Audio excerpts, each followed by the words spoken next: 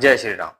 तुला राशि के जातकों, नवंबर 2025 का महीना आपके लिए कैसा रहेगा ग्रहों की गति के आधार पर, आइए जानते हैं। सबसे पहले आपकी राशि के शुक्र वर्तमान समय में देखें तो नीच के चल रहे हैं, लेकिन आपके लिए सबसे बड़ी अच्छी बात यह है कि आपकी राशि के मालिक ग्रह शुक्र 2 नवंबर को नीचता से निकलकर अपनी राशि में आ जाएंगे। आपकी ही राशि में सूर्य नीच के ऊपर चल रहे हैं। 16 नवंबर तक शुक्र वहां पहुंचेंगे अपनी राशि में। तो अगर कोई भी हेल्थ इश्यूज है, कोई भी कार्यों की अड़चने हैं, किसी भी कार्य में विलंब है, कोई नहीं हो रहा है, अटक गया है, या कोई भी काम आपका ऐसा है जिसमें लगता है कि ये पूरी तरीके से होने वाला है बट वो हुआ नहीं है, वो किसी ना किसी तरीके से रुक गया है, तो वो यहाँ इसकी संभावना 2 नवंबर के बाद यानी महीने की शुरुआत से ही बढ़ेंगी।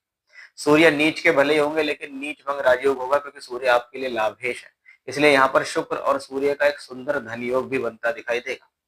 इस धन योग की और बेहतरी करने के लिए सूर्य 16 नवंबर को राशि बदलकर आपकी राशि से दूसरे घर के अंदर पहुंच जाएंगे।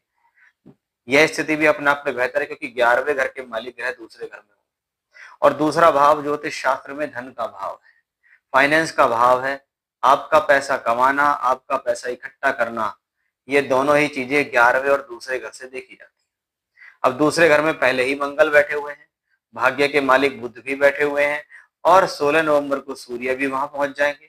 शुक्र स्वराशि के होकर अपनी राशि में होंगे। इसलिए हम क्या कहेंगे कि भाई ये महीना तो 2 नवंबर से ही एक धन योग से संबंधित स्थितियों को दिखा रहा है। ये महीना तो सफलता की तरफ जा रहा है कि भाई हमने पिछले समय में जो मेहनत की या अपने आप को सुबह से शाम तक लगाए रखा, अब उसका एक फल प्राप्त करने का समय है। ये समय हमारे जीवन में हमें फाइनेंशियल रूप से मजबूत करेगा, हमको फाइनेंशियल गेन मिलेगा।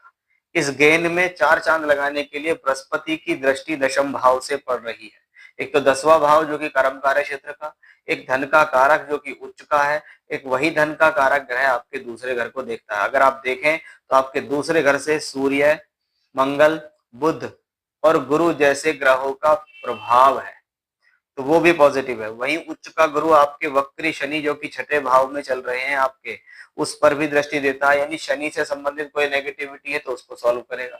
यही बृहस्पति भूमि जमीन जायदाद प्रॉपर्टी के लिए अच्छी, फाइनेंस के लिए अच्छी, शिक्षा विद्या बुद्धि ज्ञान के लिए अच्छी, विवाह और वैवाहिक संबंधों के लिए अच्छी दिखाई देती है।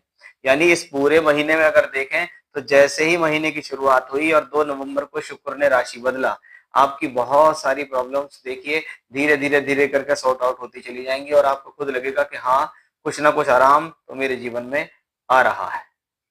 जय श्री राम।